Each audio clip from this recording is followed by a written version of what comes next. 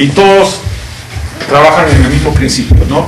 Les crean el mínimo, máximo, la caja y el punto y la raya, ¿no? Es una herramienta de la estadística clásica. No hay nada nuevo ahí en ese sentido.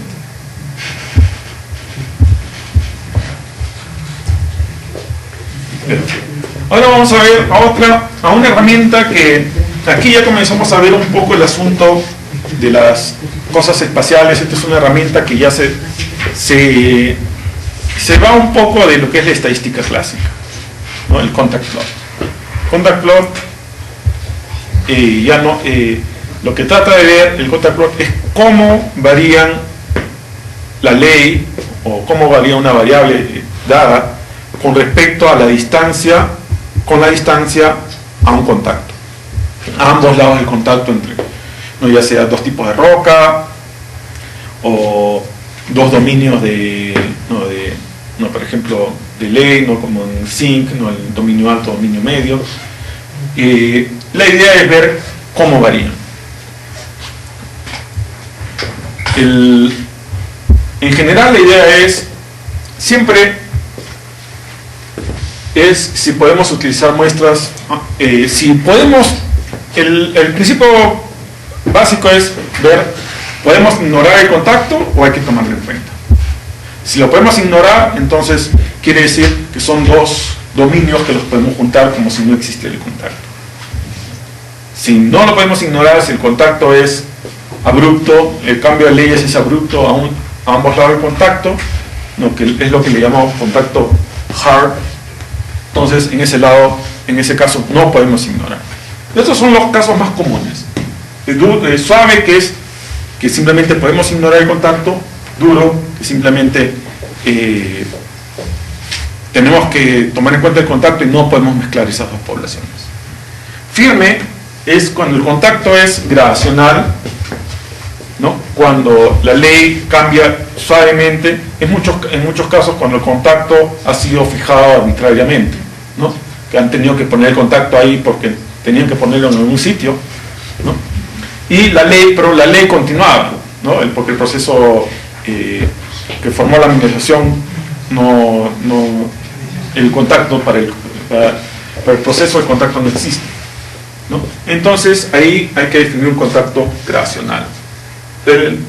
Codificar contactos suaves y contactos duros es relativamente sencillo. En lo que es interpolación de contactos firmes es un poco más complicado. Esto lo vamos a ver más adelante. Pero la idea del contact plot es básicamente eso, es simplemente ver cómo varían las leyes con respecto al contacto. Entonces, un contacto suave se refleja en varias cosas. Primero vamos a ver, este es el contact plot. Primero voy a identificar las partes del contact plot y de ahí vamos a analizar este contact plot en sí. Esta rayita de acá identifica la supuesta ubicación del contacto. Y la distancia acá es la distancia a ambos lados del contacto. Ustedes tienen un dominio a este lado, otro dominio a este lado, y esta es la distancia dentro de este dominio con respecto al contacto, y esta es la distancia dentro de este dominio con respecto a la distancia, al contacto, ¿no? A este lado le han puesto negativo y este positivo, pero eso es simplemente por ponerlo de una manera. No es que la distancia de este lado sea negativo o de este lado positivo. Simplemente, ¿cuál es la distancia? Bueno, en este caso es intrusivo con endo rosa. ¿Cuál es la distancia de intrusivo al contacto? Y en este caso, ¿cuál es la distancia del endo rosa al contacto? Para cada uno de los dominios hay una serie de estadísticas acá, ¿no? Tienen primero el número total de muestras y la media total, y luego tienen el número total de muestras dentro de esta distancia y cuál es la media dentro de esta distancia, a ambos lados. Esta distancia al contacto, eso se define al momento de correr el programa, ¿no? Lo que uno define, o sea, uno siempre tiene 8 de estos intervalos a ambos lados. Lo que uno define es cuál es el tamaño del intervalo, ¿no? Nosotros en general usamos intervalos de 10 metros, pero eso es algo que se puede cambiar. Si ustedes tienen un montón de datos, pueden, si quieren, usar intervalos de 5 metros, o si tienen pocos datos, de repente intervalos de 20 metros, pero no tiene mucho sentido usar intervalos de 20 metros porque más allá de 80 metros de distancia del contacto no es tan importante el proceso, ¿no? Especialmente aquí en Antamina, que no los dominios no son tan anchos, ¿no? Y en muchos casos, más allá de 100 metros ya están cruzando a otro dominio, ¿no? La mayoría de dominios tienen menos de 80 metros de ancho, ¿no? Entonces no tiene sentido ver más allá de 80 metros de contacto. Pero ya no están viendo efectos de este contacto, sino que probablemente estén viendo efectos del contacto que sigue, ¿no? Entonces, por eso no es bueno estarse yendo demasiado lejos de este contacto. Entonces, este es en este eje es la ley promedio, y lo que hace el programa es calcula cuál es el promedio de las leyes de las muestras que están a una distancia dada de contacto. Lo que hace es subdivide a las muestras en distancias. Primero calcula escoge cuáles son las muestras que están entre 10 metros de contacto, las muestras que están de 10 a 20 metros, 20 a 30, así. Las subdivide y luego calcula cuál es el promedio de cada muestra. Entonces, aquí y calcula el número, ¿no? Entonces, aquí les pone cuál es el número, y la ubicación del punto es la ley promedio de esas. En este caso, aquí dice 322 muestras, ese es el promedio de esas 322 muestras, ¿no? Y así sucesivamente. Entonces, ¿cómo se interpreta esto? En general, una de las cosas que tienen que primero ver es cuántas muestras tiene. Porque, como todo en estadística, para poder interpretar algo de forma válida necesitan un número representativo de muestras. Si tienen muy pocas muestras, ese valor que están obteniendo no es confiable, ¿no? Por ejemplo, si solo tienen 10 muestras acá, ¿qué tan confiable es el valor? Realmente no es confiable. Ya les he dicho, en general necesitan más o menos unas 40 muestras para obtener un valor confiable, ¿no? Entonces, si tienen muy pocas muestras, en general no deben de ponerle mucha confianza a ese valor. Entonces, y lo inverso es lo correcto, ¿no? Si tienen un montón de muestras, entonces ahí sí deben de darle importancia al valor. Y si tienen puntos con pocas muestras y puntos con bastantes muestras, hagan la interpretación en función de los puntos con bastantes muestras. No, por ejemplo, este no es el caso, ¿no? Pero por ejemplo, si todos estos tuvieran bastantes muestras, si tuvieran un punto por acá con pocas muestras, por decir 5 muestras, que está muy lejos, entonces ustedes pueden simplemente ignorar ese punto, ¿no? Porque ese punto tiene un soporte muy pobre, ¿no? Muy pocas muestras, entonces tienen que usar los puntos donde hay bastantes muestras. Para poder interpretar un contacto como suave, el contacto tiene que cumplir un montón de condiciones. Es el contacto que debe cumplir más condiciones para suave. ¿Por qué? Porque si ustedes ponen como suave un contacto que no es realmente suave, pueden estar introduciendo sesgos en sus resultados. Están mezclando poblaciones que realmente no son. Porque básicamente decir que un contacto es suave es básicamente decir que esas dos poblaciones son iguales y que las puedes combinar, ¿no?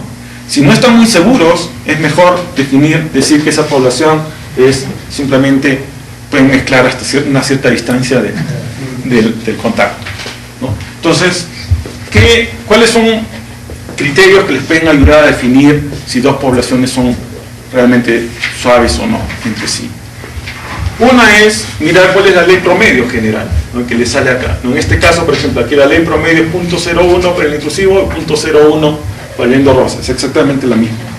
Luego la ley dentro de los 80 metros, aquí también, es 0.01 para el intrusivo y 0.009 para el endorrosa, que es casi lo mismo, ¿no? Y estamos hablando, aquí tienes 1500 muestras, 1600 muestras, estamos hablando, hay un montón de muestras. Los promedios son muy similares, esto está casi en una línea recta, no van a introducir gran error al asumir que ese contacto es suave. Entonces, este es un caso, por eso que lo he puesto ahí, un caso en el que se cumplen todas las condiciones, parece que ese contacto es suave. Si, por ejemplo, se da el caso, ¿no?, que a veces dentro de estos 80 metros las medias son iguales, pero que la media total es muy distinta. Si fuera la media total muy distinta, no lo deben de declarar como suave. Y lo inverso también, si la media total es igual, pero dentro de la distancia de los contactos es muy distinta, tampoco debe ser suave. Solo si se cumplen todas las condiciones, ahí deben decir el contacto es suave. El contact probe también tiene una cosa que es crítica, es la escala en el eje Y. Si no escogen bien esa escala, especialmente si ponen el valor muy alto, ¿no?, todas las curvas aparecen aquí abajo, y como está tan comprimido, todas las curvas parecen suaves, ¿no? Está tan comprimido que no se ve la diferencia, ¿no? Entonces ahí tienen que tener cuidado, ¿no? Siempre tienen que tratar que la curva caiga más o menos aquí a la mitad o la parte superior, tratando en lo posible evitar que los puntos se salgan, ¿no? Porque ese es el problema cuando también, si por ejemplo se hubiera puesto aquí como el máximo que sea 0.11, habría de repente algunos de estos puntos que se puede salir, ¿no? Eso tampoco no es bueno, ¿no? Entonces, pero deben de tratar de que en lo posible estos valores estén más o menos por acá, que no estén muy comprimidos, ¿no? Porque si no, no van a poder ver realmente cuál es la diferencia entre las poblaciones. A veces parece que es casi continuo, pero expanden la escala y ven que uno es así y el otro está por acá, ¿no? Entonces, eso es obvio que no es suave, ni siquiera firme. Bien, entonces, si estás comparando dominios con diferente ancho, ¿no? Aquí es 80 metros, el otro tiene solamente... No, siempre es el mismo ancho a ambos lados. Sí, lo único que escoges siempre es 8 a ambos lados, 8 intervalos a ambos lados. Tú lo único que escoges es cuál es el ancho del intervalo, y aplica el mismo ancho a ambos lados, que en este caso es 10 metros, ¿no? Tal como está hecha por lo menos la herramienta ahorita, solo te permite el mismo ancho a ambos lados. Y por ejemplo, Rosa, que a veces es menos de 10 metros, de repente ahí lo que se justifica es usar menos, ¿no? De repente en vez de usar 10, usar 5. El problema es, siempre es una especie de, tienes que compensar por un lado y pierdes algo por el otro. ¿Qué pasa si usas menos, un ancho menor acá? Vas a tener menos muestras por intervalo, ¿no? Si tienes menos muestras, de repente ahora vas a tener tan pocas muestras en cada intervalo que no van a ser representativos, ¿no? O el resultado te va a salir bien ruidoso porque hay gran variación. Entonces, a veces no te queda otra que jugar varias veces con los parámetros, varias veces hasta que te salga el gráfico mejor posible, ¿no? Con compósitos eso no es mayor problema. Con bloques a veces no se puede hacer muy bien, pero lo bueno es que los valores de los bloques, al menos que hayan hecho algo mal, deben salir relativamente cercanos a los valores de los compósitos. Entonces, si ya has corrido los compósitos, los bloques los puedes correr con los mismos parámetros que los compósitos. Por eso, como los compósitos corren rápido, ahí se pueden dar el trabajo especialmente en los dominios que hay buena cantidad de muestras y los dominios que son importantes. Siempre hay, en todo elemento, siempre hay dominios que son más importantes que otros, especialmente cuando comienzan a subdividir, ¿no?, por tipo de roca más dominio, ¿no? Hay algunos dominios que tienen muy pocas muestras. Entonces, si el número total de muestras del dominio es muy poco, no vale la pena estar perdiendo mucho tiempo en tratar de obtener un buen contact plot. A veces simplemente sale algo malo y ya. Generalmente, al menos que haya un soporte claro de los datos, ustedes deben asumir que los contactos son duros. Si el contacto, por ejemplo, hay casos en que no hay datos, corren te sale 0, 0, no hay nada, no hay ni un solo punto. Entonces, ahí duro, contacto duro, porque la única forma, o sea, en general el criterio es, ustedes deben asumir que el contacto es duro, al menos que tengan una prueba de lo contrario. Y la prueba se los da el contacto, ¿no? Si el contact flow no les prueba nada, es duro. Si los datos no son concluyentes, hay muy pocos datos, es muy ruidoso, porque a veces salen unas cosas así que... ¿ya? Se salen. Sí, pues se sale. Salen de la hoja. Mire, porque si ves en un plano la distribución de leyes, ¿te ayuda? Ah, claro, siempre es bueno usar todo el criterio que ustedes puedan, ¿no? Esto es solo una herramienta, ¿no? Siempre es bueno, eso es parte siempre del IDE, siempre es bueno mirar los datos, cómo se distribuyen espacialmente, ¿no? Eso he debido mencionarlo antes, pero sí, siempre ustedes deben de mirar sus datos en el espacio, como tratar, es parte de la familiarización original, inicial, al comenzar el trabajo, ¿no?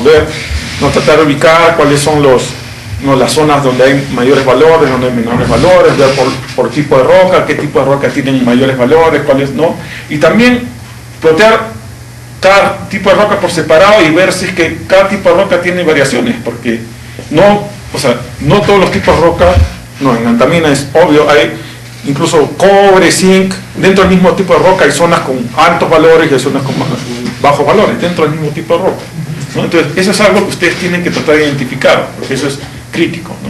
Lamentablemente este tipo de herramientas muchas veces las tenemos que correr para todos los dominios juntos, porque si los subdividimos mucho después no tenemos información y hay dominios que no tienen suficiente información, ¿no? Entonces es solo un resumen, pero ustedes tienen que compensar la interpretación de esto en función también con la interpretación de todo tipo de información que puedan obtener, ¿no? Y una de las cosas importantes es siempre un análisis visual de la distribución espacial de sus datos, ¿no? Eso es algo que no deben dejar pasar.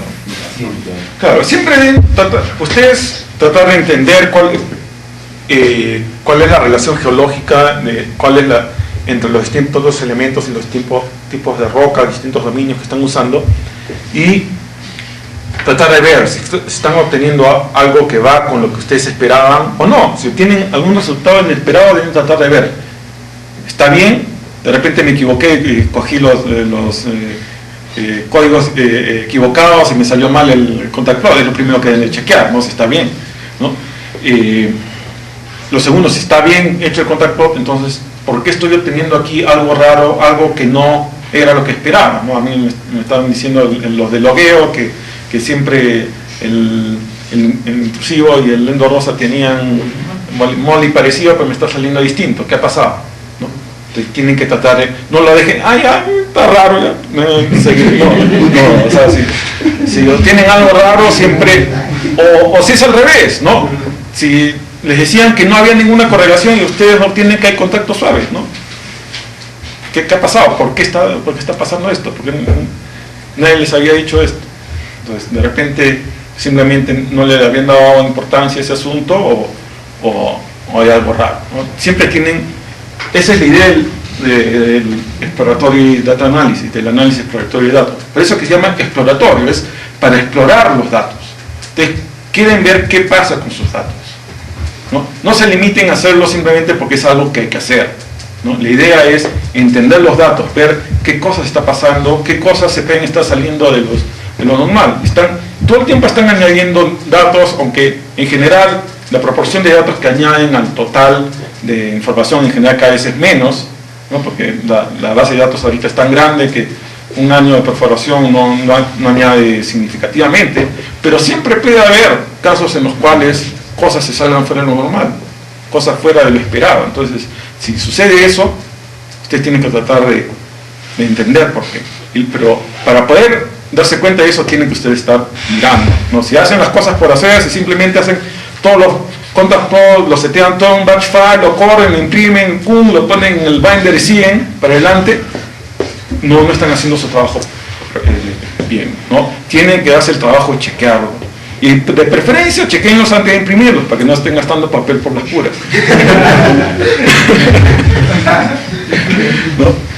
¿No? Chequenlos, dense el trabajo de ver, porque es fácil, ¿no? Abren todo simplemente, una chequeada rápida para ver si tiene sentido, de ahí los imprimen y de ahí se dan el trabajo un poco de... En eso ayuda a hacer el SFH, que después vamos a ver, ¿no? Que el SFH les ayuda a tener que mirar en detalle el asunto y no dejar pasar estas cosas, ¿no? Pero siempre hay que tratar de estar todo el tiempo atentos a este tipo de detalles, ¿no? Cualquier cosa que se salga de lo normal. Luego, el otro ejemplo fácil son los contactos duros, ¿no? Contactos duros se caracterizan porque la separación entre las curvas es muy amplia, no hay continuidad entre datos, ¿no? Aún en casos como este, que este está bajando, pero igual la separación entre el menor de este y el mayor de este es muy grande. Mira, estamos hablando, el menor es 200 y aquí el mayor es 100. Estamos hablando de una diferencia del 100%, ¿no? Nada que ver, ¿no? Estos son contactos duros. Por más que haya aquí una especie de gradación hacia el contacto, ¿no? Esta gradación es interna a este. No hay nada. Tú haces el contacto y ¡pum!, se cae. Entonces, este es casi, aquí sube un poquito, entonces igual, ¿no? Pero igual la diferencia entre valores, estamos hablando de 60 más o menos, con más de 120, también igual, más de 100% de diferencia, igual, ¿no? Eso es contacto duro, ahí no hay nada que hacer, ¿no? Muchas veces, hay una de las cosas que tenemos que tomar en cuenta, ¿a qué se deben estos puntos de acá? ¿Quién me puede decir a qué se pueden deber esos puntos de ahí?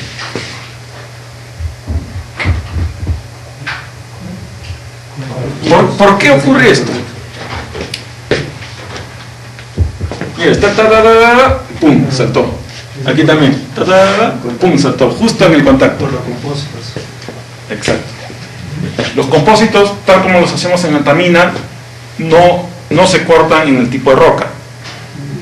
Los compósitos están suavizados. Entonces, si tengo el contacto acá, pero si tengo el compósito que cruza el contacto, el compósito está promediando, ¿no? A este lo va a bajar un poquito, pero no lo va a bajar casi nada, porque este tipo de roca es mucho menor que este. Pero este, mira, aquí estamos hablando de un promedio de 180 con la 40, es 4 veces. Un poco de este que tenga este compósito, lo levanta, ¿no? Entonces es por eso que es bien común que haya esto. Casi todos estos puntos son efectos de la compositación.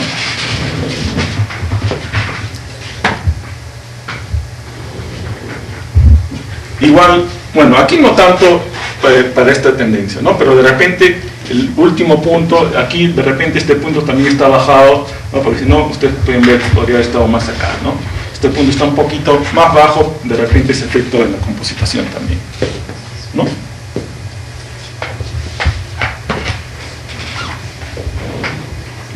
Entonces, esa es una de las... Más tarde vamos a ver el asunto de la compositación, pero ese es uno de los problemas que causa la compositación tal como se hace ahorita en antamina, ¿no? Que no toma en cuenta los contactos geológicos. Pero en general, ¿no? Miren, aquí estamos hablando de, por ejemplo, tenemos 42.000 datos en general, aquí 4.000 datos, la media general aquí 36, aquí 335, casi 10 veces, ¿no? O sea, ahí ya, y cuando vemos dentro de los bins, dentro de los intervalos, aquí hay 3.000 datos y 3.000 datos en ambos lados, o sea, estamos hablando de buena cantidad de datos. Aquí es 50, 300, ¿no? Ya, eso ya sin mirar esto ya les indica que esto es un contacto que es prácticamente duro, ¿no? Pues estamos hablando de una diferencia de 6 veces en la ley. Aquí similar, ¿no? Estamos hablando, hay una buena cantidad de datos, la ley general, aquí es 36, aquí es 160, es 4 veces, aquí es 50, 160 es 3 veces, ¿no? Es contacto duro, ¿no? Y eso se refleja aquí abajo, ¿no? Los contactos duros, contactos suaves, en general son relativamente fáciles de interpretar. El problema es los contactos, lo que le llamamos firmes, ¿no? Aquí, el problema es un poco ruidoso, ¿no? Ahí, pero más o menos se ve una tendencia que prácticamente casi continúa al otro lado, ¿no? Y este también, está aquí plano y luego comienza a subir, y un poco una tendencia hacia este lado. Entonces, se puede observar sin hacer un esfuerzo muy fuerte de forzar la jugada, se puede observar que esto es bastante gradacional. ¿No? Este es uno de los mejores contactos firmes que puedo encontrar en el poco tiempo que tenía para estar organizando esto, ¿no? Pero esto es un buen ejemplo de un contacto firme, ¿no? Y es un contacto firme que es claramente a ambos lados, ¿no? Porque una de las cosas de la herramienta del contact plot es que es una herramienta que no necesariamente es simétrica. No tiene por qué ser igual a ambos lados, no tiene por qué ser, suave, definitivamente tiene que ser suave a ambos lados, no puede haber suave por un lado y no suave por el otro.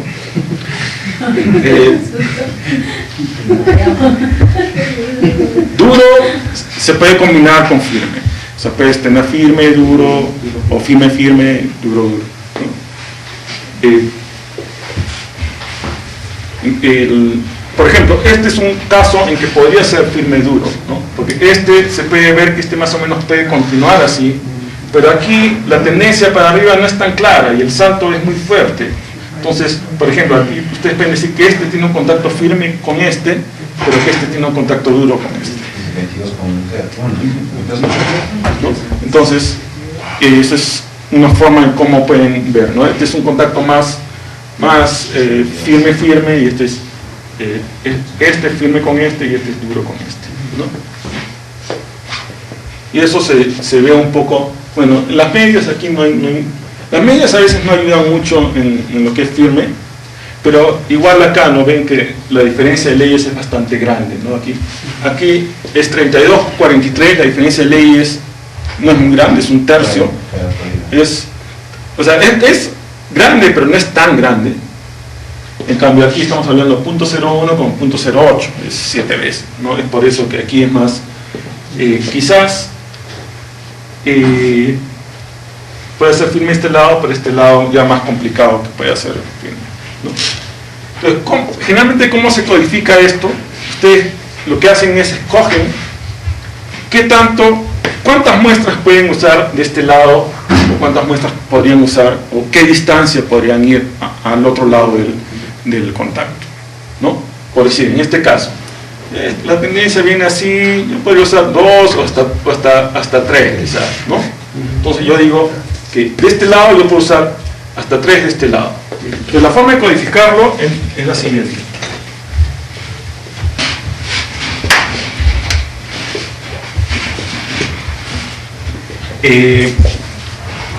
Contacto duro es 1, contacto suave 0, ¿no? Eso siempre, esos son fáciles, eso no es problema. Uno lo que hace es, por ejemplo, vamos a ver, aquí es el grupo 4 es el grupo 1. A este lado yo pongo cuál es el de este lado, pero cuántas muestras yo quiero agarrar de este lado, ¿no? Eso es lo que a veces es confuso para mucha gente. Esto hay que tratar de verlo con despacidad y tranquilitud. Yo aquí pongo cuántas muestras quiero agarrar de este lado. Entonces, yo he dicho aquí, de este lado quiero agarrar 3 muestras. Primero pongo el número 2, que indica que es un código, que es un contacto firme. Entonces, pongo 2, y luego quiero agarrar hasta 3 muestras, hasta 30 metros, 3, 23. ¿No? Esa es la forma de codificar, ¿no? A veces dicen, no, ya quiero agarrar 23 de este lado, y antes pongo 23 ahí. Ahí es cuando ocurren los problemas, ¿no? Tienen que tener cuidado, siempre tienen que poner del lado del que está, o sea, cuando quiere agarrar de acá, a este lado lo pone. Y viceversa. Ahora, en este lado, yo creo que a lo más 1, ¿no? Entonces, porque si no, lo va a subir mucho, entonces a ese lado le pongo 21. Entonces, esta sería la forma de codificar ese contacto, ¿no? En cambio, ahora vemos este de acá. Este viene así, para dar 2, le digo 22, ¿no? En cambio hemos dicho que mejor que no agarre nada, le decimos contacto duro es 1, ¿no? Esa es la forma sería más o menos la forma de... Estos contactos que nosotros ponemos son en general preliminares. Porque tal como vamos a ver cuando hagamos la validación, cuando hagamos la validación nosotros tenemos que verificar que nuestro modelo reproduzca estos contactos. Si no lo reproduce, vamos a tener que modificarlos, ya sea ponerlos más duros, más suaves, hasta que más o menos el modelo, en lo posible, reproduzca estos contactos, especialmente para dominios importantes. No, dominios que no son muy importantes, a veces no vale la pena estarlo volviendo a correr y se deja tal como está. Pero si son un dominio importante, con buen número de datos, buen número de bloques, entonces ahí sí nosotros queremos reproducir bien los contactos, entonces nosotros podemos ponerlo así y vemos que cuando lo corremos que el modelo de bloques nos sale que el contacto o es muy suave, muy duro, hay que modificarlo y hay que volverlo a correr, ¿no? Y por eso la validación es importante. Siempre la interpretación o la interpolación, la estimación es un proceso iterativo, ¿no? Siempre hay que estarlo corriendo varias veces. Es muy difícil que a la primera le salga bien, no porque no lo sepan hacer, es porque así es. Todo el mundo lo tiene que hacer varias veces, porque no hay forma de que, especialmente cuando tienes que ver un montón de contactos entre un montón de tipos de roca, uno nunca sabe cómo se van a comportar. Entonces es importante siempre tomar en cuenta eso. Estos son también contactos en los que parecen firmes, pero son prácticamente duros también. Aquí estos son los contactos más difíciles, ¿no? ¿Qué es firme o qué es duro? ¿No? Tú lo puedes ver duro, después Harry dice no. Cuando tú le dices firme, es duro. No, siempre es, ¿no? Entonces, mira, si aquí ignoramos este último, prácticamente es duro, ¿no? Aquí, este de acá, la diferencia entre este y este, no estamos hablando, este es 270, este es 200, es bastante alta, no estamos hablando casi 50% de diferencia, ¿no? Entonces, siempre tiene que tomar en cuenta eso, ¿no? Las diferencias relativas entre las leyes, ¿no? En este caso, yo lo pondría como duro. Pero a veces, el problema es, si lo ponemos duro, tenemos tantas muestras a este lado del contacto, y estas muestras están altas, que estos van a hacer que esta muestra de acá se suba. Entonces el contacto va a salir, cuando hagamos el modelo, el contacto del modelo de bloques, va a salir demasiado duro ya. Entonces por eso, a veces lo que necesita es que agarremos una muestra del otro lado que ayude a que se reproduzca este contacto, ¿no? Entonces, especialmente cuando la diferencia es grande pero no tan grande, a veces es conveniente, en vez de poner duro, ponerle un 21, por decir, ¿no? Ese sería para este de acá. Este de acá sí yo lo dejaría como duro, ¿no? Porque es basado en una sola muestra que no necesariamente es muy representativa y puede ser más efecto simplemente que están de la compositación, ¿no? Aquí este es algo parecido también, ¿no? Aquí este de acá, si lo miran, es casi horizontal, no hay mucho efecto de contacto, baja, luego sube, pero está más o menos casi alrededor del mismo valor. Este se observa una tendencia, la diferencia es bastante grande, pero de nuevo el problema, ¿no? Si es que este lo ponen como contacto duro, de repente el contacto en vez de salir así, va a salir así, ¿no? Porque esta muestra va a usar no solo estas muestras, sino esta muestra de acá, entonces eso van a hacer que el modelo de bloques se suba, ¿no? Entonces la única manera de forzar que las muestras cerca al contacto bajen va a ser agarrar muestras al otro lado del contacto, ¿no? Entonces es por eso que en este tipo de casos a veces es conveniente agarrar una muestra del otro lado del contacto para forzar ese tipo de, que el modelo reproduzca ese tipo de tendencias, ¿no? Porque la idea es tratar de que todas las tendencias que vemos las reproduzca el modelo en lo posible, ¿no? Especialmente estas tendencias locales hacia los contactos. ¿Cómo quedaría? 21, claro. De este lado 1, porque no tiene sentido agarrar muestras. De este lado es 1 y de este lado es 21, ¿no? Así quedaría. Igual en ambos casos, ¿no? Ambos casos es... Antes de ver esto, me había olvidado de poner esta codificación luego se pasa a la tabla de SFH, ¿no? La tabla de SFH es relativamente sencilla, ¿no? Pero lo que hacen es, ¿no? Por ejemplo, vamos a hacer unos cuantos grupos nomás. Por así tenemos cuatro grupos, ¿no? Esto es lo que se llama el master, este es el ejecutador, ¿no? Entonces, este es yendo de esta roca a cuántos puedo agarrar de esta roca, ¿no? Es la forma como ponerlo, porque muchas veces el problema es que también a veces lo invierten, ¿no? Entonces, por ejemplo, la roca con sí misma siempre es suave, no hay vuelta que darle, ¿no? Entonces la diagonal siempre es 0, ¿no? Al menos que haya algo raro, ¿no? Entonces, como siempre 0 es suave, ¿no? 1 es duro y 20 y tantos, 21 al 28 es firme, ¿no? Entonces, por ejemplo, si vamos a ver, ¿El 28 no vendría a ser un suave? no, porque si el ancho del grupo es más allá de 80 metros, tú estás diciendo que más allá de 80 ya es el grupo.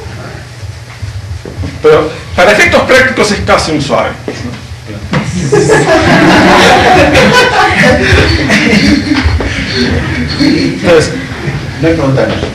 Entonces, regresamos a este. Habíamos dicho que era 23 de este lado y 21 de este lado, ¿no? O sea, vamos a ponerlo.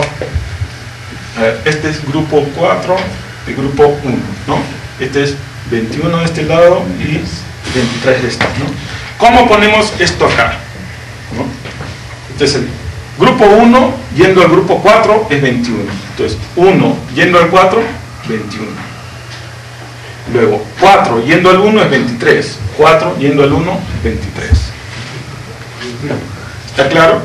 Esto es crítico, porque aquí es donde uno de los errores principales que se comete al crear la tabla de SFH. El grupo 4, que es este, queremos que agarre este 3 y ponemos 23.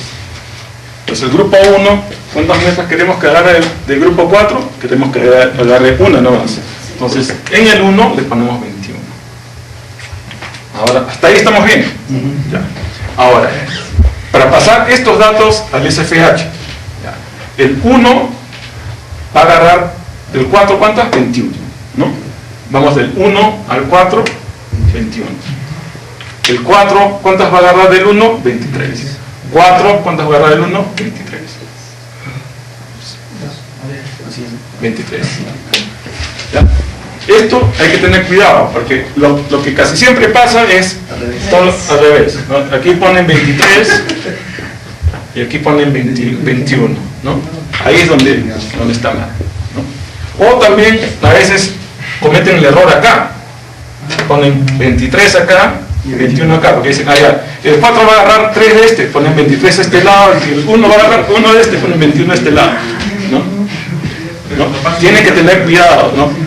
Hay dos posibilidades, dos sitios donde pueden meter error. Aquí, y luego al pasar estos datos de aquí, acá. ¿Ya? Siempre tienen que tener cuidado. Entonces, especialmente si no tiene mucha experiencia haciendo compact plots, siempre deben de ser que alguien que tenga más experiencia que les chequee. Primero esto. Y luego una vez que esto ya está chequeado, que ya está bien, que ya están los valores donde deben de estar, que alguien les chequee el SFH. ¿Ya? Porque estos errores cuestan bastante tiempo tenerlos que volver a correr todo, ¿no? Porque especialmente si te das cuenta demasiado tarde, cuando ya has corrido todo, no tienes que... No queda otra, ¿no? Ya, es un error, ¿no? Al principio esto había un poco uno diría, ¿no? ¿Qué vas a estar revisando? Pero si ya debe estar bien, punto, ¿no? Pero cuando tú lo revisas, o otra persona lo revisa, ahí salta un error. Porque la misma persona que ha hecho, lo revisa, no puede identificar su propio error, pero otra persona sí. Sí, eso es normal, eso es parte de la psicología humana, ¿no? Entonces no es que alguien les revise las cosas a ustedes, no es porque ustedes lo hacen mal, ¿no? Es porque es muy difícil que una persona identifique sus propios errores, independientemente de la experiencia de esa persona. Así es, cuando tú dices 23, es que tomas 3 muestras del otro lado, o Claro. 30 metros. Bueno, en verdad, es lo mismo. Pues en verdad es 30 metros, tienes razón. O es 30 metros. tres intervalos, o bins, ¿no? 3 intervalos que pueden ser, casi siempre son 10 metros. Esto tiene que ser consistentes todo el tiempo. Todos sus contact plots deben de tener el mismo ancho de intervalo, ¿no? Porque cuando corren el SFH usa un solo valor, al menos que se den el trabajo de correr SFH para distintos tipos de roca por separado, que es una locura, ¿no? Entonces, ya es 3 intervalos, ¿no? Tienes razón, no es 3 metros, ¿no? Es 30 metros, que equivaldría hasta, bueno, dependiendo del ángulo puede ser un montón de muestras, ¿no? Entonces,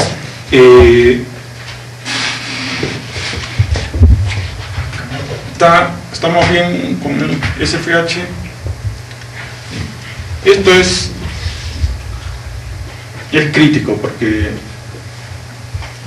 si comienzan a mezclar poblaciones que no deben ser mezcladas, ahí eso es una causa de roca. A veces el problema de errores en SFH son bien difíciles de encontrar, ¿no? Y el hecho de que produzca errores también, ¿no? Porque no es muy claro a veces que produce errores. O no son muy obvios los errores que producen. Pero a veces, una vez que te das cuenta que hay errores, ahí saltan a la vista, ya te das cuenta en el modelo, ya sé por qué pasó esto acá.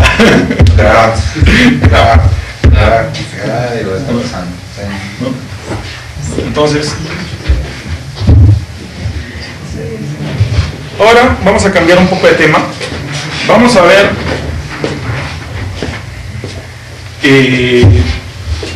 problemas que suceden porque el muestreo no es representativo.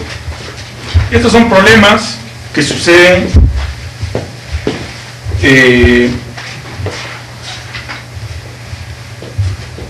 no porque uno haya hecho mal el trabajo, sino porque las cosas son como son. Uno muestrea una cierta cantidad, uno trata de muestrear, en general, dar preferencia a las zonas que más le interesan, ¿no? Y por eso mismo, porque muestreas lo que más te interesa, no necesariamente muestreas bien el resto. Uno no plantea el muestreo desde un punto de vista estadístico, sino desde un punto de vista de cómo optimizar el dinero que uno gasta en el muestreo, ¿no? Entonces, pero lamentablemente esto causa problemas. Entonces nosotros tenemos que estar conscientes de esos problemas y ver cómo reducir los problemas que esto causa. Los 3 principales problemas que tenemos son el muestreo selectivo, el muestreo espacialmente no homogéneo, que es el clustering, y el muestreo insuficiente. Vamos a ver cada uno de estos por separado. El muestreo selectivo es cuando nosotros tomamos una muestra selectivamente. Esto generalmente, teóricamente, nunca se debería hacer, ¿no? Uno debería tomar la muestra en cierta forma aleatoriamente o sin ninguna preferencia, ¿no? Por decir, las muestras para análisis químico, ¿no? Son cada 2 metros más o menos, ¿no? Sin ninguna preferencia dónde tomas la muestra, tomas todo, muestras todo, ¿no? Pero a veces no es así, a veces no queda otra que tomar las muestras selectivamente. ¿Qué tipo de muestras tomamos selectivamente en antamina? Densidad, ese es el caso más común. Al principio fue solamente el mineral. No solo eso, sino que el único material que se puede muestrear para densidad es el material que es compacto. Material fracturado, material desintegrado, no lo pueden muestrear para densidad. No hay forma de muestrarlo. No hay nada que ustedes puedan hacer al respecto. Entonces, lo único que les queda es muestrear de forma selectiva. Entonces, pero ahí tienen que estar conscientes ustedes de que están haciendo eso. Entonces, como están conscientes de eso, tienen que ver qué podemos hacer para corregir este asunto. Que casi siempre el muestreo selectivo se corrige usando unas correcciones empíricas, ¿no? Porque no hay una fórmula teórica, no hay una forma teórica de corregir esto. La única forma es empíricamente decir, bueno, yo creo, no, más o menos, que debemos aplicar esta corrección en función de esto, y luego más o menos vas y lo vas calibrando en función de lo que puedas hacer, ¿no? En este caso, por ejemplo, la densidad se usa el triple tubo para calibrar las correcciones, ¿no? Que se hacen, ¿no? Y se hacen las correcciones en función del grado de fracturamiento, de desagregación, ¿no? Todo eso se usa y se hacen unas correcciones empíricas. Es lo único que se puede hacer, no hay nada que puedan hacer al respecto. No son unas correcciones teóricamente correctas, es lo único que queda que pueden hacer. Pero no hay forma de que puedan hacer un muestreo no selectivo de densidad. ¿No? Y eso es lo que pasa. Lo único, siempre que hagan algo así, tienen que estar conscientes, tienen que ver qué pueden hacer y, como siempre, cada vez que hagan algo que no deben hacer, ponerlo en el reporte. No lo escondan, póngalo ahí de frente, ¡pum! En el resumen. El muestreo no es selectivo, ¿no? Entonces, cualquier persona que lee el reporte sabe que está ahí, entiende por qué lo hicieron y qué hicieron al respecto. Y la mayoría de la gente va a considerar, ya, normal, esto ocurre, no hay otra forma que hacer, y ya, no hay problema. En cambio, si ustedes lo tratan de ocultar, no dicen nada, entonces la gente ya comienza a dudar, ¿por qué no dicen las cosas directamente? ¿No? Aquí hay gata encerrada, ¿no? Entonces, que es lo normal, ¿no? Si cuando tú tratas de ocultar las cosas, la gente comienza a desconfiar. Como si tú dices las cosas de frente, no pasa nada, ¿no? En especial porque en este caso no hay otra cosa que se pueda hacer. El otro ejemplo, no sabía muy bien qué digamos esta cosa. No hay forma de... Para el sol.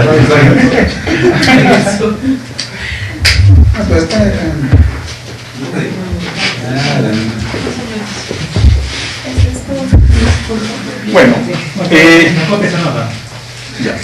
la cosa es, más o menos por aquí está el contacto. Esto es en el nivel 3900, 3800 por ahí. Estos son las muestras, son compósitos de intrusivo. El intrusivo viene algo así. Entonces, si se dan cuenta, la mayoría de las muestras de intrusivo están cerca del contacto con el scan, sí. Y en el centro del intrusivo, donde está la mayoría de la masa del intrusivo, no hay ni niche. ¿No? Eso es lo lógico. El centro del intrusivo es desmonte. ¿Para qué van a estar perforando ahí? ¿Para qué gastar tanta plata? Pero eso causa problemas estadísticos, ¿no? La ley del intrusivo en este nivel, usando estas muestras tal como es, no es representativa. Es una ley que no es correcta. No la influencia también en la clasificación del curso. Claro. ¿No? Pero no importa si esto está mal clasificado, porque está desmonte. O sea, la clasificación no es tan, o sea, afecta, pero no es tan crítico. El crítico aquí es la ley promedio, no tanto la estimación, porque la estimación va a tomar en cuenta las muestras más cercanas y eso lo va a corregir. Es cuando quieran ver la ley de los compósitos y ver si esa ley es representativa del intrusivo. Y peor aún, teniendo en cuenta que la ley del intrusivo es más alta cerca del contacto que lejos del contacto, que en el centro, ¿no? Entonces ustedes están tomando muestras con mayores valores para extrapolar en una zona donde ustedes saben que las leyes son menores. Entonces, todo eso causa problemas. Ese tipo de casos es lo que le llaman en inglés clustering. Cuando tienen clusters que son grupos de muestras que no están espacialmente distribuidas homogéneamente, ¿no? Esto causa que las estadísticas, ¿no?, media, varianza, no sean representativas de la población real. Por suerte hay formas de corregir esto. Esto no hay que estar haciendo una corrección empírica. Esto hay formas de corregirlo que son teóricamente correctas, ¿no? Pero es algo de lo que tenemos que estar conscientes, ¿no? Otro ejemplo de clustering es este, ¿no? Ustedes ven aquí claramente, las muestras están alineadas, ¿no? Hay mucha mayor distancia, mucha mayor densidad de muestreo a lo largo de las secciones que entre secciones. Y también aquí, para variar, en el centro del intrusivo casi no hay, hay una menor densidad de muestreo. También, ese es otro ejemplo de clustering, ¿no? Aún en las zonas donde hay bastante taladro, hay plástico. Claro, una O dirección. sea, no es solo en las zonas con pocos taladros. Y también, en especial, como les mencioné anteriormente, en el contacto con la caliza. No tiene mucho sentido estar muestreando la caliza, ¿no? La mayoría de la caliza es de fondo. Entonces, si ustedes miran a la curva verde, en el eje de este es en intervalos de 20 metros con respecto al contacto de la caliza con el scan. El contacto de la caliza con el scan está acá y la distancia aumenta para allá. A 20 metros del scan tienen 1400 muestras. A 40 metros ya solo hay 600 muestras. A 60 metros hay 200 muestras y a 80 metros no hay ni 100 muestras. Y más allá, casi nada. Pero, ¿dónde está el mayor volumen de la caliza? De acá para allá. O sea, si usan las muestras de caliza para estimar la ley de la caliza, esa ley es incorrecta. ¿Por qué? Porque están usando un muestreo totalmente no representativo, ¿no? La mayoría de sus muestras están cercanas al intrusivo, diría cercanas al scan, y se sabe, es muy común que las leyes de todos los elementos son mucho mayores cerca del scan que lejos del scan. Entonces ustedes, si calculan una ley simple de la caliza, van a tener una ley que no es representativa, están sobreestimando la ley de la caliza. Obviamente no interesa, la mayoría de las leyes de la caliza están muy por debajo del cutoff, nunca va a ser mineral, pero igual no está bien. Pero hay un caso en el cual sí es importante, que es la densidad. Y este es el caso de la densidad. Miren, la densidad cerca la curva roja es la densidad, cerca al contacto la densidad es casi 2.8. A medida que se alejan del contacto la densidad disminuye. ¿Por qué? Porque hay menos sulfuros, menos pirita. La densidad disminuye. Entonces, si usan esta densidad para estimar la densidad, van a sobreestimar la densidad por más del 10%. Y si eso lo multiplican por el volumen de caliza que tienen que sacar de desmonte, recuerden, se saca casi 3 veces caliza que mineral. Están sobreestimando la cantidad de camiones que van a necesitar, el tamaño de los botaderos, todo estarían sobreestimando. Entonces, por eso es que hay que corregirlo, y por eso se hizo esta corrección. ¿No? Se hizo un ajuste por eso, precisamente, porque si usábamos los valores tal como eran, íbamos a sobreestimar, y eso iba a causar un problema muy grande, un problema económico para también. Entonces, este tipo de problemas no es algo sencillo que lo ignoro y ya está bien. No. Tiene efectos económicos muy importantes, pero que son, por suerte, relativamente sencillos de corregir, como en este caso. Lo único, pero siempre primero, antes de poderlo corregir, es saber que el problema existe. Por eso ustedes tienen que estar siempre observando, chequeando que si es que ocurre esto o no. Tienen que estar ustedes atentos, saber que no porque hay un montón de taladros en antamina quiere decir que el muestreo es homogéneamente, espacialmente correcto. Tal como les he enseñado, aún en las zonas con bastantes taladros, no es así, ¿no? Y las estadísticas, tal como salen los compósitos, si no están corregidos, pueden dar errores bien altos, que pueden tener consecuencias económicas grandes. Entonces, no sería bueno entonces estar preparando un montón de caliza. No, Y un montón de inclusivo, que después se pueden corregir matemáticamente. es por eso que nadie está diciendo que antamina deba perforar más en la caliza. Aunque en verdad sí deberían perforar un poco más, porque tienen que caracterizarla bien. Porque, ¿cuál es el problema? La mayoría de las muestras de caliza vienen de acá, vienen cerca del contacto. Ese material, ¿qué es? ¿Cómo saben cuánto material se tienen? No hay idea, porque tienen muy poco muestreo de la caliza fresca. Ahora estamos haciendo 200 por 150.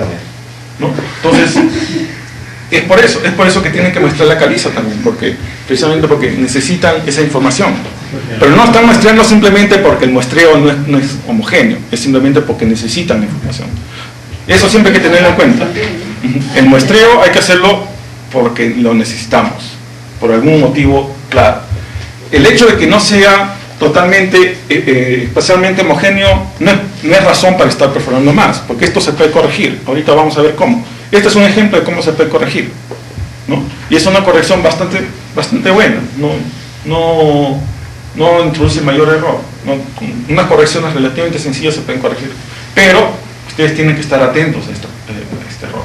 Si no hubieran estado atentos, si hubieran asumido, ya la mayoría de las muestras, el promedio de las muestras es 2.8, esa es la ley, esa es la densidad para toda la caliza, después hubieran tenido 10 camiones de más por gusto. Claro, pueden comprar más. Bueno, pero además tampoco este no es un problema de que adrede, ¿no? Sino que... no, pero ocurre y tienen que estar atentos. Por prioridades de perforación, porque se quiere llegar a un programa infil o... No, y es lo normal. En todos los depósitos, la mayoría de la perforación está en el mineral. Eso es lo normal. Nadie dice que estén perforando más desmonte. Pero si es que necesitas alguna información del desmonte, tienes que tener cuidado, ¿no? Y puede llegar en un momento en que si necesitas la información con cierta confiabilidad, que necesites perforar más desmonte, que lo tengas que hacer, ¿no? Claro, ¿no? Para evitar eso de las extrapolaciones. Claro, porque las extrapolaciones siempre son... Era un material C en un área y salió mineral. Entonces, no que se qué material C para los de Claro. Por eso, ¿no? O sea, siempre hay que... siempre la perforación tiene un objetivo, ¿no? Y la forma como se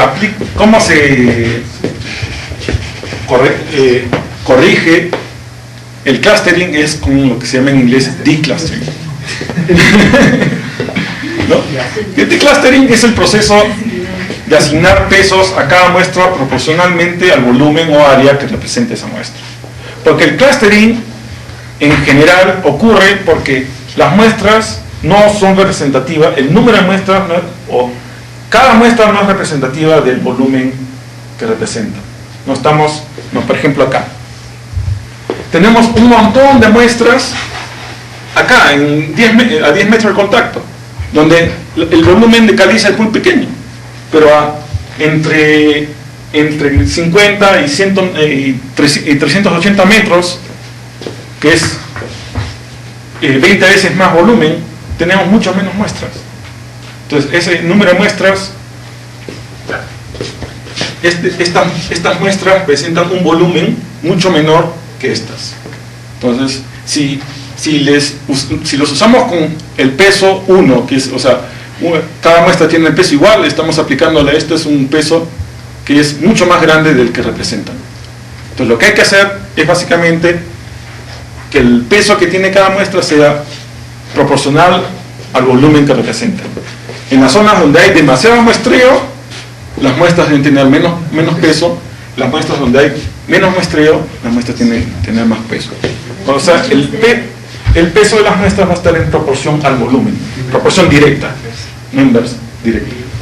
O sea, una muestra, si representa un volumen alto, va a tener un peso alto. Si representa un volumen pequeño, va a tener un volumen pequeño. ¿Y cómo calculamos esos pesos? Hay tres métodos en general.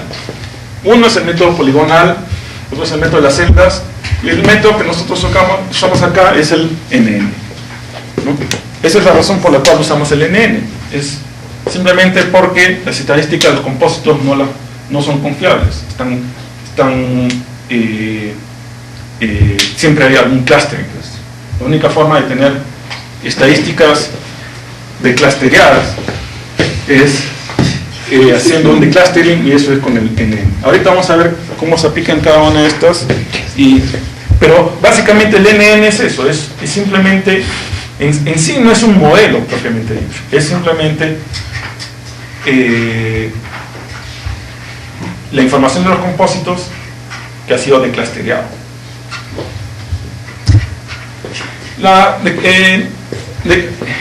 El polígono de clustering es teóricamente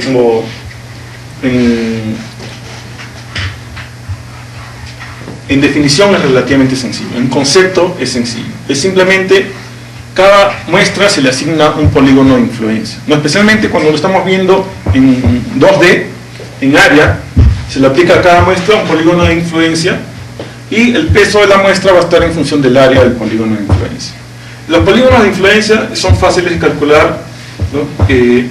Lo que haces es, unes cada muestra con una línea y la bisectriz de esa línea, ese es el punto medio donde te separas los dos polígonos. Entonces tú calculas la bisectriz de este con este, la bisectriz de este con este, y eso te define. Hay programas que te pueden calcular eso fácilmente, porque esto era bastante común antiguamente, entonces hay programas que te permiten calcular este tipo de polígonos bien rápido, ¿no? Con cualquier configuración de muestras, ¿no?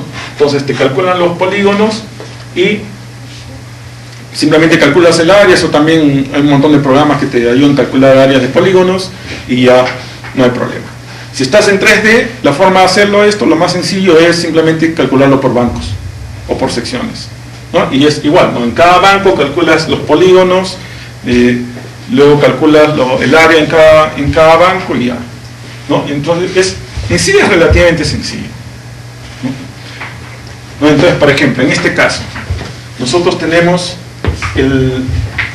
estas muestras y cada muestra tiene el valor de la muestra esta muestra es 1, 2, este es 2, esos son los valores de las muestras.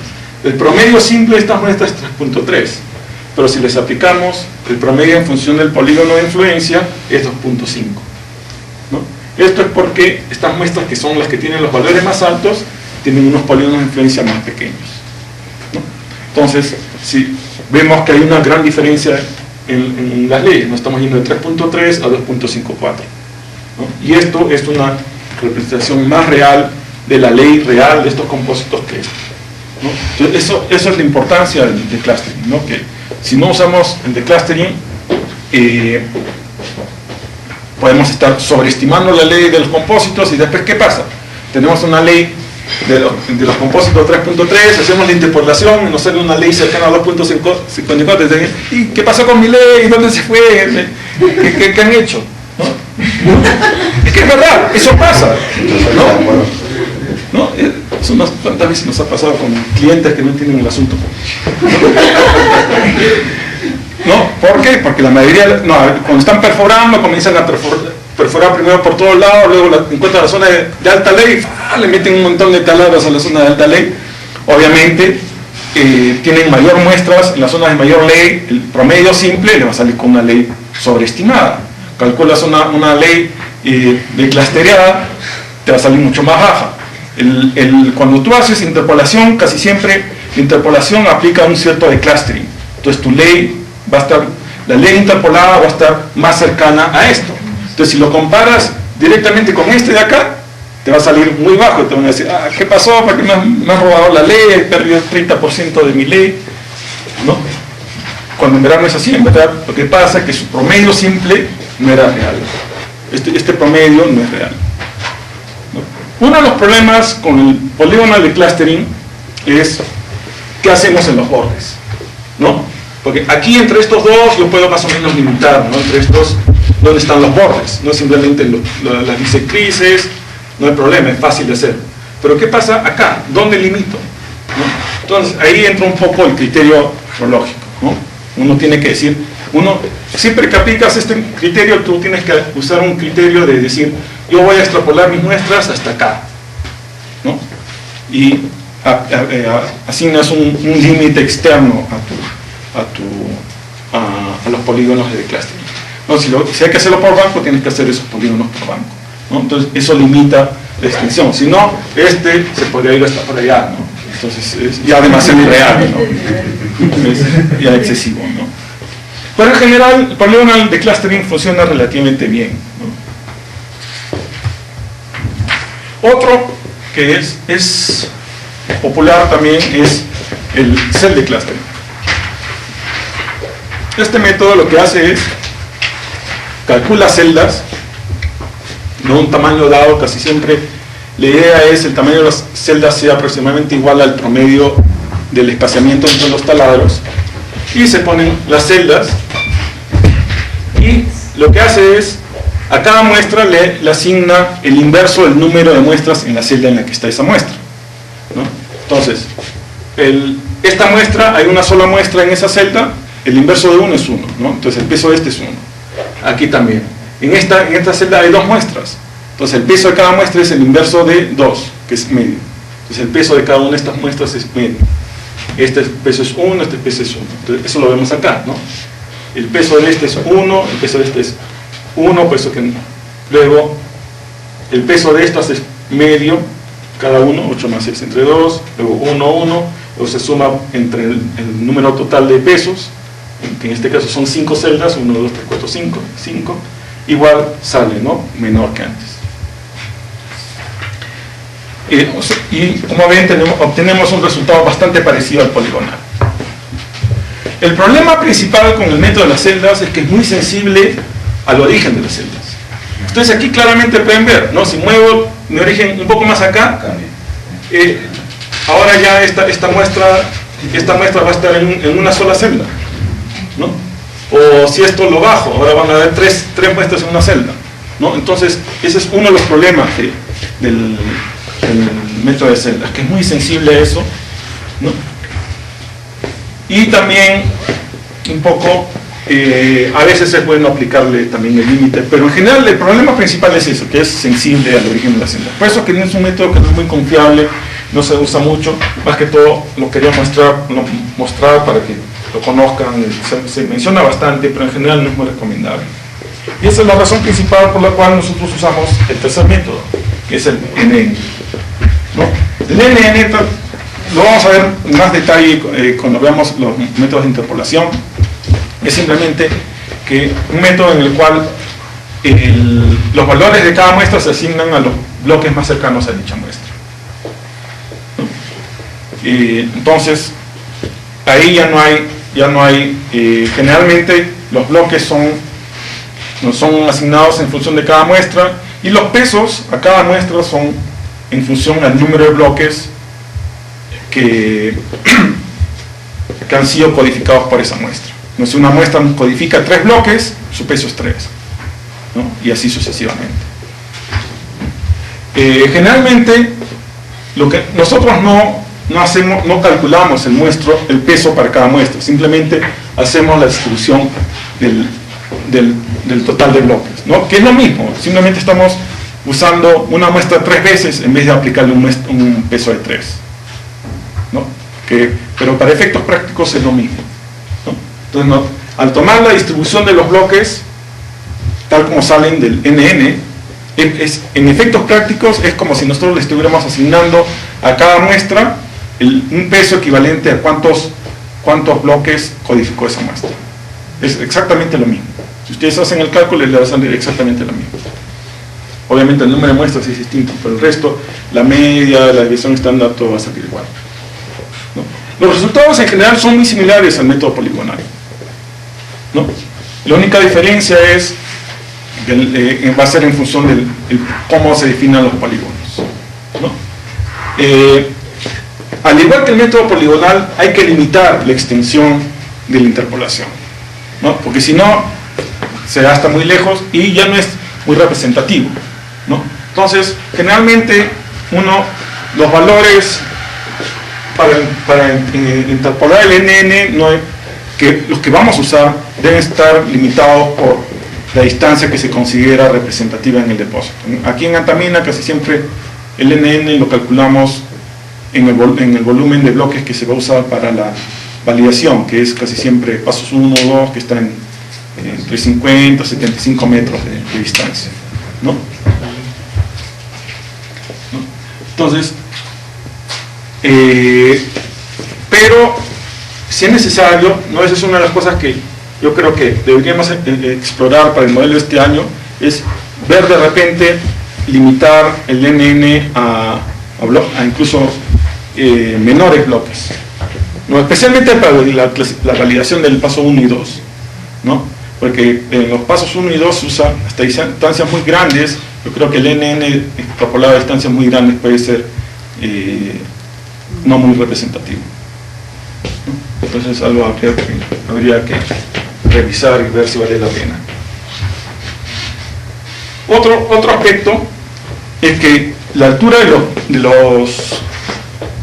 de los bloques debe ser aproximadamente igual a la longitud de los compósitos. Esta es la razón por la cual para el NN usamos compósitos de 15 metros, ¿no? Porque ¿qué pasa?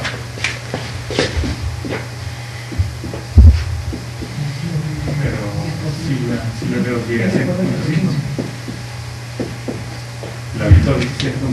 Pero el único Pero con bloques de 7.5. Claro, no hicimos Porque el problema es, hicimos de 10 nada más.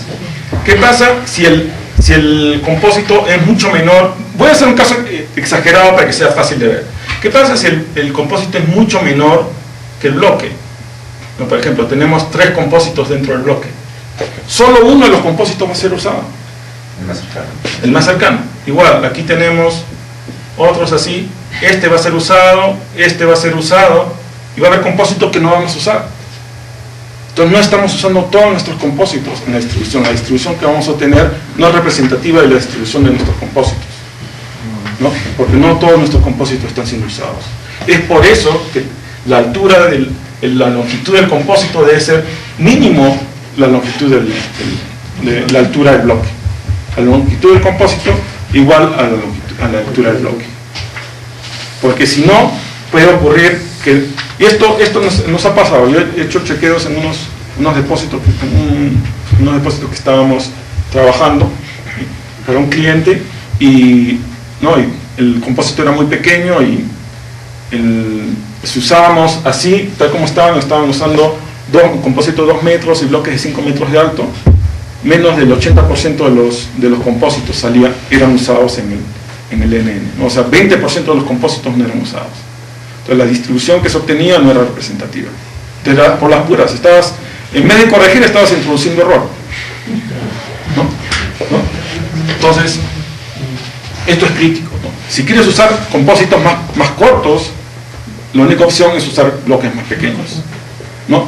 Eso es lo que hacen ellos, pero que en data mining es relativamente sencillo usar bloques más pequeños, porque tú puedes usar esos bloques en el área que tú quieres. En cambio, en MineSite tú tienes que hacer todo tu modelo de bloques del mismo tamaño.